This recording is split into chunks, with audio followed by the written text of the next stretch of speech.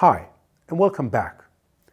In this video, we will explore the Hackman model for team effectiveness in more depth. The basics of team effectiveness were studied by Hackman starting out in the 1970s. Over 40 years of research resulted in him creating his model for team effectiveness. That model gives leaders a basic set of things to consider when they want to systematically develop their teams. Hackman identified that there is a small set of things that actually determine a team's success. Once managers are not only aware of those things, but systematically address those things, they can have an outsized return on the investments they make in terms of their team's effectiveness. So what are those things? I always look at them as a checklist. It all starts out with a supportive organizational context. What does that mean?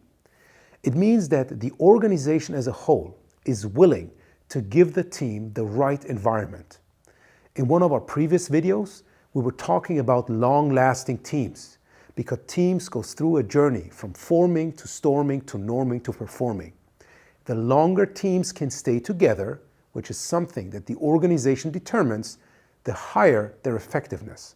Next on the list are enabling structures. Those enabling structures could be the level of cross-functionality within a team, but also the existence of working agreements which a team can actually control themselves. After that, we address the question, to what extent is this team a real team?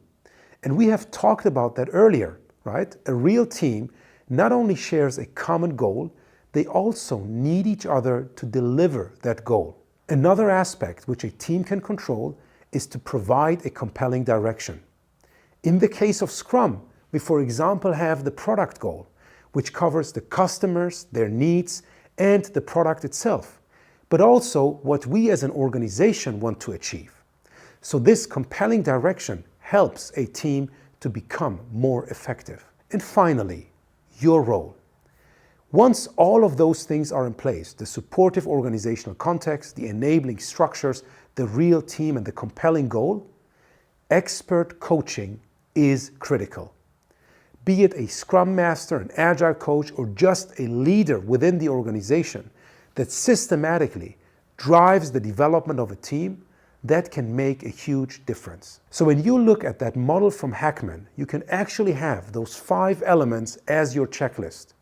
Starting out with a supportive organizational context, the enabling structures, the real team, the compelling direction, and expert coaching. Once all 5 are in place, you tremendously increase the likelihood of this team becoming much more effective than any other team in your organization. I hope the brief description of the Hackman team effectiveness model helps you not only get a deeper understanding of what it stands for, but actually implement that checklist within your organization and in your work with teams.